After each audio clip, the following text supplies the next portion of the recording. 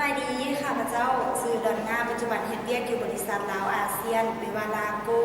ปัจจุบันเฮ็ดเวียกเป็นหัวหน้าแขนงการตลาดข้าพเจ้าเป็นคนอัธยาศัยดีจึงอยากมาสมัครเฮ็ดเวียกเป็นการตลาดเนาะบริษัทลาโกเป็นบริษัทสร้างตั้งขึ้นโดยคนญี่ปุ่น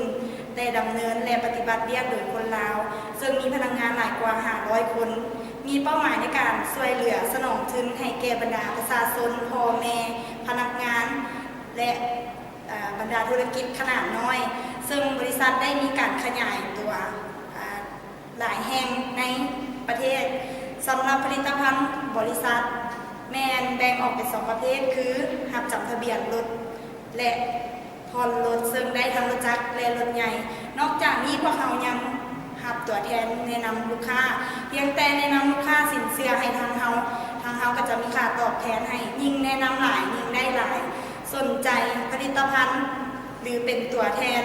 แนะนำลูกค้าติดต่อได้ที่เบอร์52232239ลาโก้บริการด้วยใจสะดวกว่องไววงเงินสูงของ